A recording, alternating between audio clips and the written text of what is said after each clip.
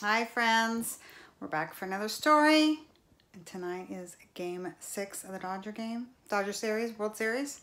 Hopefully tonight we will wrap it up and the Dodgers will come home with a World Series championship finally, since a long time. Which is related to our book we're going to read, Brothers at Bat. Great story, obviously baseball related. Go Dodgers! All right, friends, here we go. Brothers at Bat.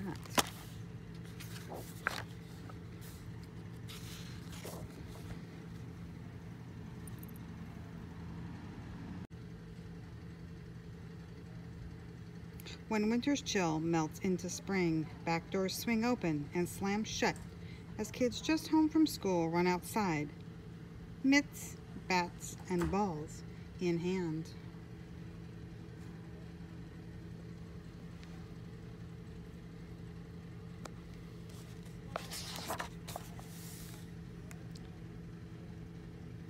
In one New Jersey town near the ocean, back in the 1920s and 30s, you could hear the same door slam over and over. 3 brothers raced out. Slap, slap, slap. Out went 3 more. Slap, slap, slap. And more. Slap, slap, slap. And still more. Slap, slap, slap. And of course, that would be 12. 3 times 4. It sounds like a fairy tale. 12 baseball-playing brothers, but Anthony, Joe, Paul, Alfred, Charlie, Jimmy, Bobby, Billy, Freddie, Eddie, Bubby, and Lou Acera were real. They had 4 sisters, too. Catherine, Florence, Rosina, and Frances, and a white dog named Pitch. The sisters didn't play ball. Back then, most people thought sports were just for boys. 12 boys and 4 girls, my friends. 16 children. Large family. The Aceras had so many kids they slept 2 to a bed and sat 3 across in their outdoor bathroom.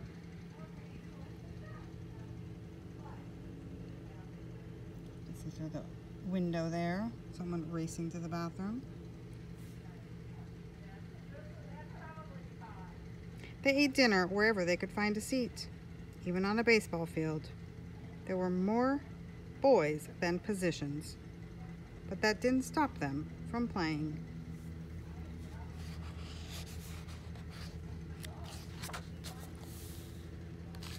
Baseball set the rhythm of their lives.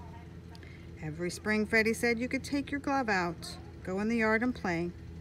Neighbors couldn't recall a time when there weren't Acera boys outside tossing the ball, hitting it hard, racing around, with the young ones watching, wishing they were old enough to play.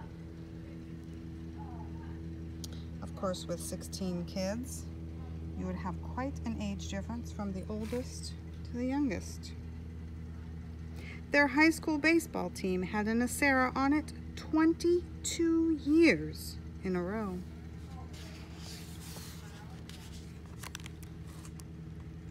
From 1938 at the top it says, lists the boys' names and their ages. In 1938, the boys ranged in age from 7 to 32. The oldest 9 formed their own semi-pro team and competed against other New Jersey teams. Their father coached them and never missed a game. Their uniforms all said the same thing: Aceras.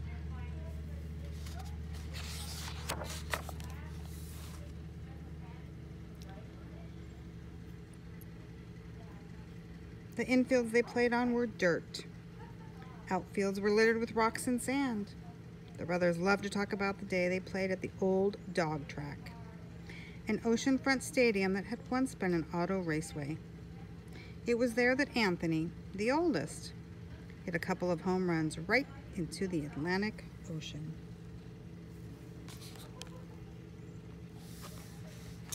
They called Anthony Pop, poser, because of the way he'd stand at the plate, as if his baseball card photo were being taken. Charlie, the fifth oldest, was the slowest brother. He was a good player, but a terrible runner. The brothers often joked about the time he hit a ball nearly out of the park, but only made it to second. Jimmy, the sixth brother, had a knuckleball people still talk about. You couldn't hit it, Eddie said. You couldn't catch it either. That ball danced in the air. Jimmy was a great hitter too, probably the best player on the team. But there was no jealousy, no rivalry, no fighting. As the younger brothers grew up, the older ones shared playing time. If someone dropped a fly ball or struck out, no one screamed or threw down his glove or stomped off the field. We stuck together, said Freddie. The team played around New Jersey, in New York, Connecticut, wherever they could find a game. A good game. Paul sent out letters looking for new teams to play. The all-brother team always drew big crowds. In 1939, at the New York World's Fair, the Aceras were honored as the biggest family in New Jersey. They were taken to the Newark airport where they boarded a plane and were flown over the fairgrounds. They couldn't believe it. No one they knew had been on an airplane before. Most of the people at the World's Fair, looking up at that small plane in the sky, had no idea there was a whole team of brothers aboard.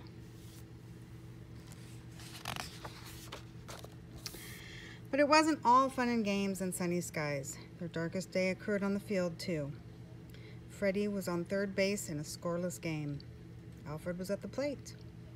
He touched his shoulder, the signal that he was going to bunt. Then things went wrong. The pitch came in high, and somehow the ball bounced off the bat and hit Alfred hard, right in the face. They rushed him to the doctor, but he lost the use of his eye. For the next few months, Eddie took Alfred's place as catcher. Everyone thought Alfred's baseball days were over. But when you have 11 brothers willing to throw you balls in the yard, gently at first, then a little harder, you get your skills back. You get your courage back, too. Alfred was soon wearing the Aceras uniform again. He was a pretty good catcher for a guy with one eye, Freddie said.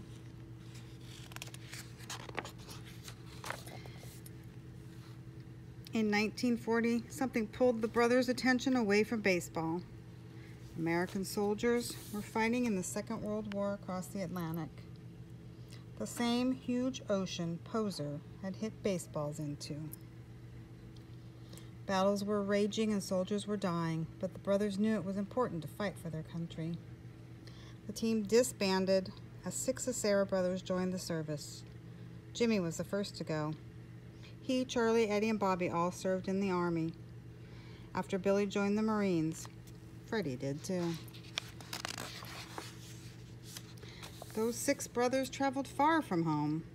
After a lifetime of talking and playing together every day, they now went months, years, without seeing one another. They longed for the salty stew smell of the Atlantic Ocean. They dreamed of their childhood home, of the back door slap, slap, slapping as they ran outside to play, and of long afternoons throwing a ball in high, soaring arcs from glove to glove to glove in a field full of brothers. Back in New Jersey, their parents and siblings waited for news. It took a long time for letters to reach them from overseas. There was a lot of time to worry. When the war finally ended, everyone was so happy. Eddie, out in California with the Army, was so excited that he went up to a woman he didn't even know. Went up to women he didn't even know and kissed them. Many American soldiers died in World War II, but the Aceras were very lucky. One by one, all 6 brothers returned from their time in the service. Mama Acera cried each time a boy walked in the door. By the summer of 1946, the family was ready to get back to baseball. They were all older, of course, and Posey's heart had grown weak, so he now coached the team. They joined the Long Branch City Twilight Baseball League, and over the next 6 years won the league championship 4 times. Every Sunday, crowds filled the stands to watch the all-brother team play.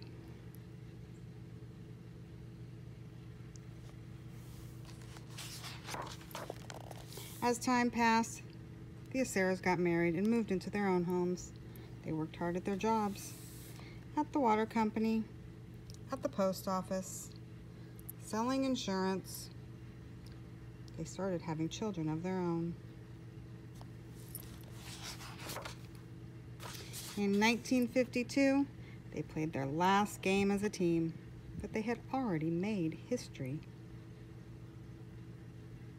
History. It's true.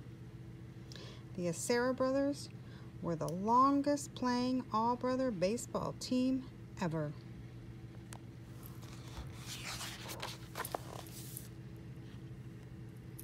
In 1997, the Baseball Hall of Fame in upstate New York held a special ceremony to honor them. Only 7 were still alive. Paul, Alfred, Bobby, Billy, Freddie, Eddie, and Bubby all made the trip, along with more than 100 relatives, including their sister, Frances. Jimmy donated his uniform and glove, his father's uniform and glove, which were put on display right there in the same museum that honored Babe Ruth and Ty Cobb and Willie Mays. They treated us like we were kings, Freddie said.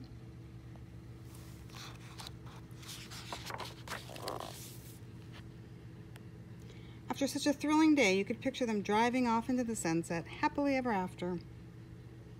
But their bus broke down. They could have all sat on the curb, grumbling in the summer heat. But someone found a bat and a ball, and as 3 generations of Aceras waited for a new bus, they played ball. That ball soared from grandfather to granddaughter, from father to son, from brother to brother. Are you out of here too? Yeah, I'm gonna go. Yeah, okay. The author's note in the back is a picture here of the real Acera brothers. And it says, according to the National Baseball Hall of Fame, from the 1860s until the 1940s, there were 29 baseball teams made up entirely of brothers. So the Aceras were not unique at that time. There were 29 all-brother baseball teams. Of course, they played longer than any other team in history.